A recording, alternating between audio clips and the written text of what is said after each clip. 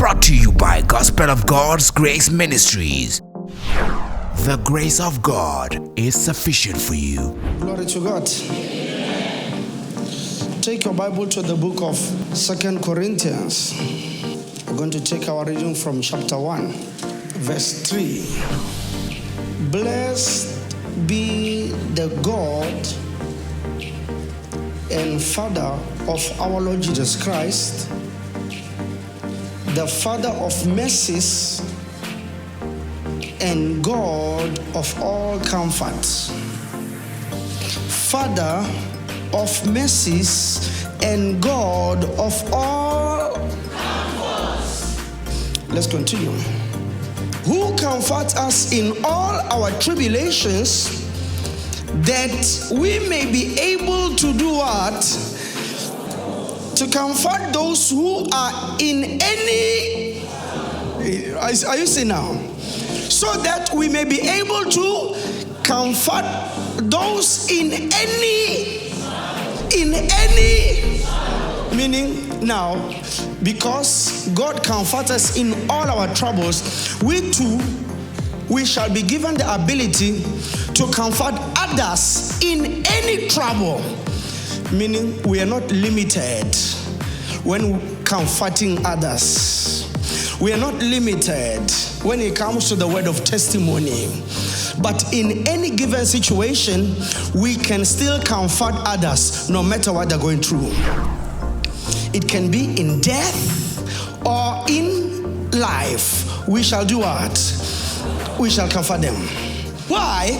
Because our God too, in life and in death, He comforts us. So that's why we have the ability to comfort others in any word, in any trouble. From what we have received, we can pass unto others. Tell your neighbor, from what I have received, I can pass unto others. You listen to the Bible when it says, out of the abundance of the heart, the mouth speaks. The mouth cannot speak what is not in the heart. I cannot give to others what I do not have. I don't know if somebody's listening. Look at me now as a preacher. I cannot offer you what I do not have. If I do not have the light, I cannot give you. I cannot tell you. I cannot give you the light. If I'm troubled, I cannot comfort you, because I too need to be comforted first before my God. So are you now seeing the trouble you've been facing?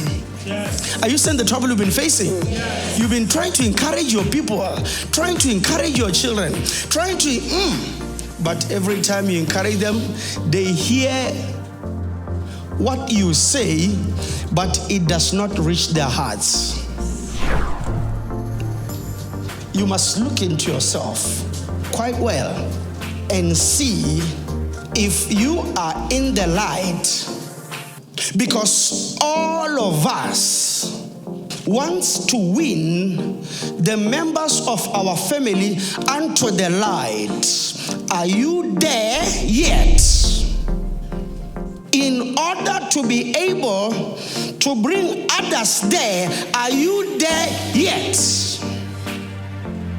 Multi-million-dollar question.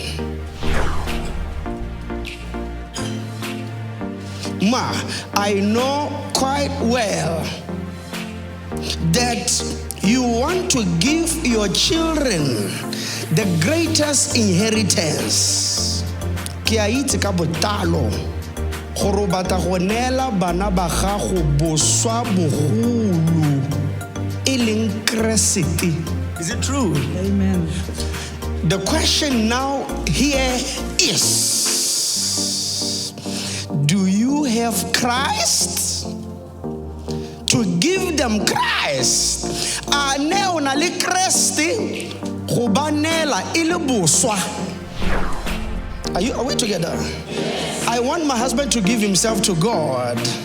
You who is trying to persuade your husband to come into God, to evangelize your husband, are you in God?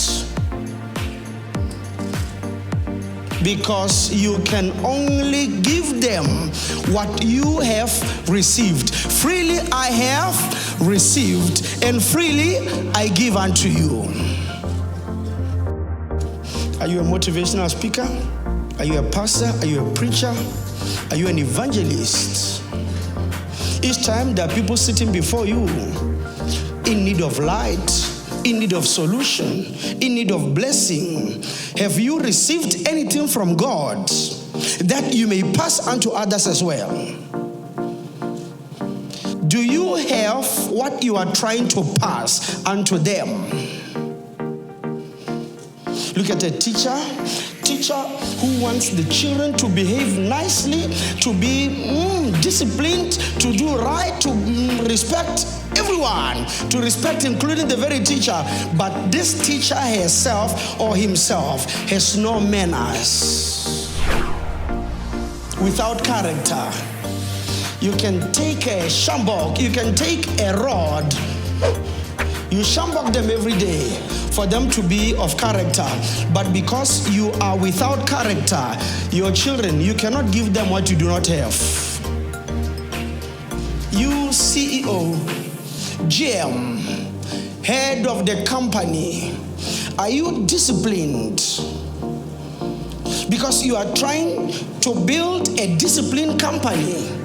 But the question is, are you disciplined? Because you can only give them what you have. If you don't have it, you can talk about it the whole day, but they can never receive it because you do not have it. This message gives you an assignment. Say to yourself, this message gives me an assignment. What is your assignment? You need to go on and work on yourself. And now I see why Jesus said, how can you try to remove a speck in somebody's eye, whereas with you there is a plank inside? You cannot see properly. He said, you need to work on yourself first. Remove the plank so that you may see clearly. When you now see, you can then remove the speck on somebody's eye. Oh God. This is where we are missing it as Christians. We are good at locating other people's mistakes, forgetting that we are not perfect and full of mistakes, and trying to correct in an error makes it worse. If you are in an error but trying to correct others, you make them worse. Jesus Christ wants us to be realistic. Yes, you want your husband to change, but have you changed? You want your children to be on track, to be very good kids, very obedient, but are you obedient? Because you cannot give obedience if you do not have obedience. Out of the abundance of the heart, the mouth speaks. You always want others to develop. Have you developed yourself? Look at this. You are always praying for the growth of your company, but the owner of the company, have you grown? If accidentally your business goes up here, whereas it's leaving you down here, your immaturity, your indiscipline will bring your business down again. This is a sad reality, but I cannot run away from it. You need to know this. Yeah, you need to know this, madam. You need to know this. I just pray and hope that you people are listening to God. I pray, I just hope, because God is talking to you. Brought to you by by Gospel of God's Grace Ministries. The grace of God is sufficient for you.